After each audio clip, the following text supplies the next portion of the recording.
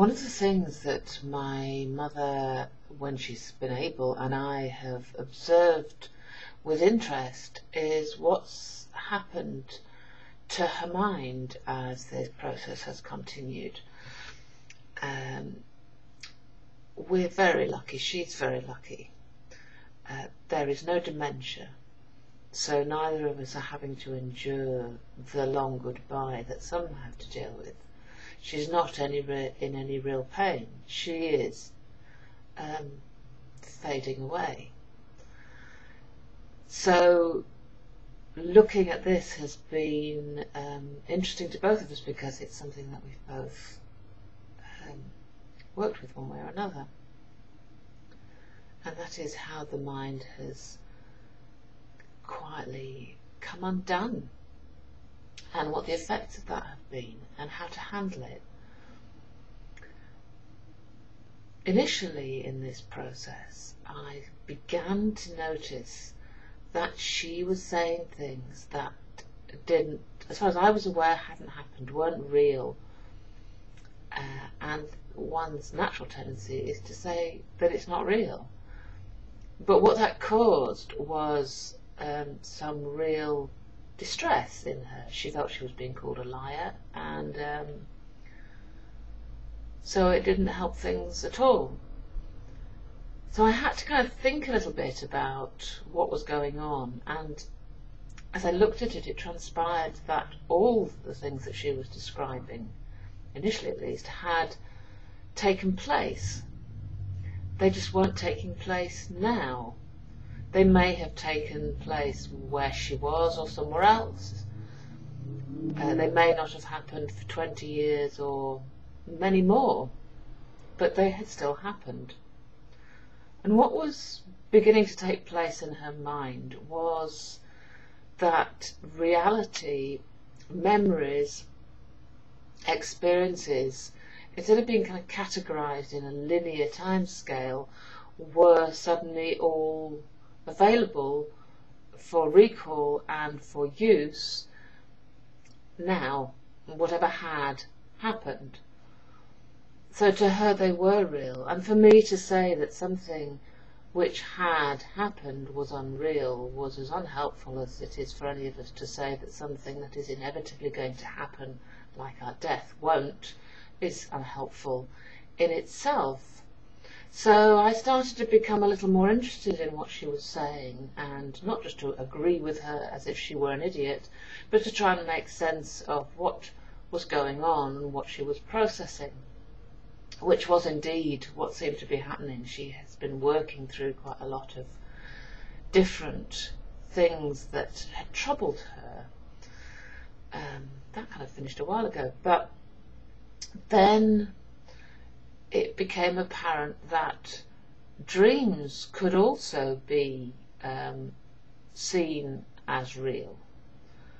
So whilst she might be telling me quite a matter-of-fact way that today she had been to a place the way it used to be in the past, and that was in some respects real because it had taken place even though it wasn't now, she started to tell me things like the fact that she had climbed a mountain this morning and how lovely it was, and obviously that hadn't taken place.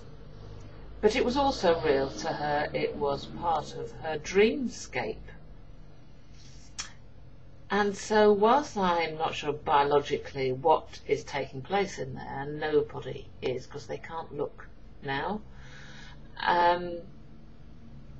the barriers are breaking down. And she and I have pondered that on the moments where she's been able to. One way she described it to me, quite recently in fact, was she pointed out two black wires that were hanging down from a panel above the bed on the opposite side of the room to her. And she said, you see those two black wires? The fact that they're so dark means that they inevitably stand out and you can't help but focus on them. But if you just relax your vision, you can see everything, and the black wires just become part of what you see. And that kind of made sense, that everything within her mind is available to her. Sometimes nothing is available to her. There was one time when several people were around her bed, all pontificating about their own perspective on life, which was quite different from one another. And she just said, well, I don't know which way is up or who I am. Which was probably more realistic than anything anyone else was saying. She has always set great store by observing what is taking place for her. But I thought this was interesting because we do tend to live in such a very specifically time-bound way, or to see now as the only thing that we can take into consideration. I certainly found it fascinating. It's fascinating not just because of what's happening to her, but in a variety of ways. If you've watched some of the background, you will see how easy it is to change one's appearance, the look of things, simply by twiddling with a few sliders, which is all I have been doing there. If you look at what is behind me now, you will see that I've put the face tracker on.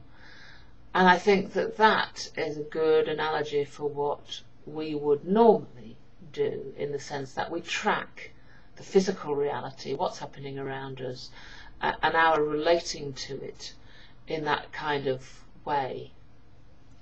But if we switch it off, it looks a little different, and that's really, I think, what she was trying to describe.